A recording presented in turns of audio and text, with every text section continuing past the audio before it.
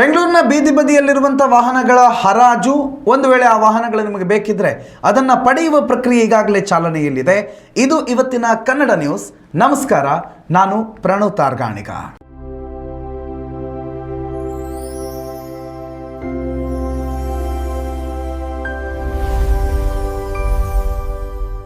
ಬೆಂಗಳೂರಿನ ಹಲವು ಬೀದಿಗಳಲ್ಲಿ ಈಗಲೂ ಕೂಡ ಅದೆಷ್ಟೋ ಅಬಾಂಡನ್ ವೆಹಿಕಲ್ಗಳು ರಸ್ತೆ ಬದಿಯಲ್ಲಿವೆ.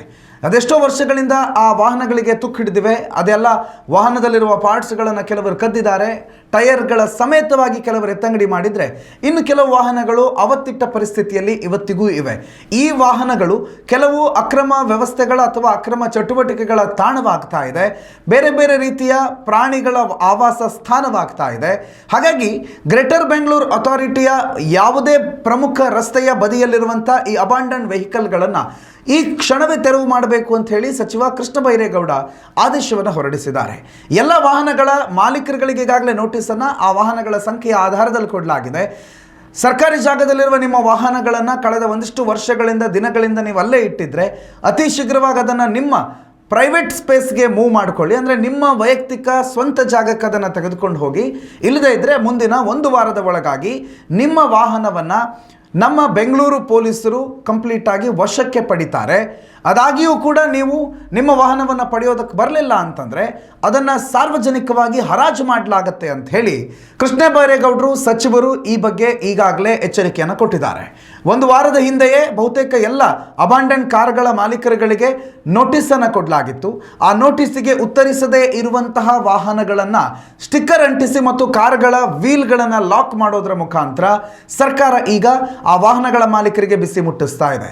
ಮುಂದಿನ 1 ವಾರದ ಒಳಗಾಗಿ ನಿಮ್ಮ ವಾಹನವನ್ನು ನೀವು ಅಲ್ಲಿಂದ ಪಡೆಯದೇ ಇದ್ದರೆ ನಿಮ್ಮ ವಾಹನ ಸರ್ಕಾರದ ಸ್ವತ್ತು ಅಂತ ಪರಿಗಣಿಸಲ್ಪಡುತ್ತೆ ಮತ್ತು ಸರ್ಕಾರ ಆ ವಾಹನವನ್ನು ತನಗೆ ಅನುಕೂಲವಾದಂಥ ಬೆಲೆಗೆ ಹರಾಜು ಮಾಡುವ ಅಧಿಕಾರವನ್ನು ಕೂಡ ಹೊಂದಿದೆ.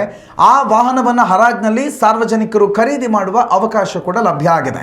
ಒಂದು ವೇಳೆ ನಿಮ್ಮ ವಾಹನ ಏನಾದರೂ ಬೆಂಗಳೂರಿನ ರೋಡ್ ಸೈಡಲ್ಲಿ ಅಬಾಂಡನ್ ಆಗಿ ನಿಂತಿದ್ರೆ, ನೀವು ಆ ವಾಹನವನ್ನು ಮರೆತೇ ಬಿಟ್ಟಿದ್ರೆ ಅಥವಾ ಆ ವಾಹನವನ್ನು ರಿಪೇರಿ ಮಾಡಿಸೋಣ ಸದ್ಯಕ್ಕೆ ಬೇಡ ಅಂಥೇಳಿ ನಿಮ್ಮ ಪ್ಲ್ಯಾನ್ಗಳನ್ನು ಮುಂದೂಡ್ತಾ ಇದ್ದರೆ ಈ ಕ್ಷಣ ಸರಿಯಾದ ಸಮಯ. ಹೋಗಿ ನಿಮ್ಮ ಅಬಾಂಡನ್ ವೆಹಿಕಲ್ಗಳನ್ನು ನಿಮ್ಮ ಮನೆಗೆ ತಂದು ನಿಲ್ಲಿಸ್ಕೊಳ್ಳಿ, ಟೋ ಮಾಡಿಸ್ಕೊಳ್ಳಿ ಅಥವಾ ರಿಪೇರ್ ಮಾಡಿಸ್ಕೊಳ್ಳಿ. ಇಲ್ಲ ಅಂತಂದರೆ ಅದರ ಆಸೆಯನ್ನು ಬಿಟ್ಟುಬಿಡಿ ಅಂತ ಹೇಳ್ತಾ ಇದೆ ರಾಜ್ಯ ಸರ್ಕಾರ.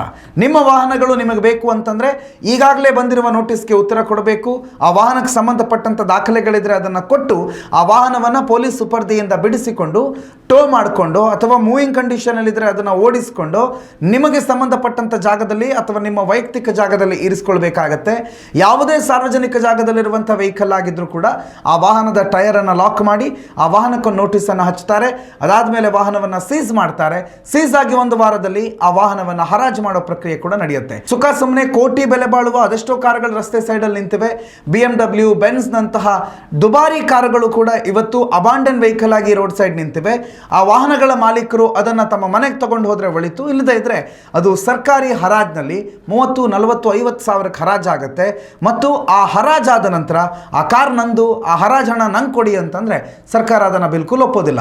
ಹಾಗಾಗಿ ವಾಹನ ಬೇಕು ಅಂತಂದರೆ ಮುಂದಿನ 1 ವಾರದ ಸಮಯ ಇದೆ. 1 ವಾರದ ಒಳಗಾಗಿ ನಿಮ್ಮ ವಾಹನವನ್ನು ತಂದು ನಿಮ್ಮ ಮನೇಲಿ ಇಟ್ಕೊಳ್ಳಿ. ಇಲ್ಲ ಅಂತಂದರೆ ವಾಹನದ ಆಸೆ ಬಿಟ್ಟುಬಿಡಿ.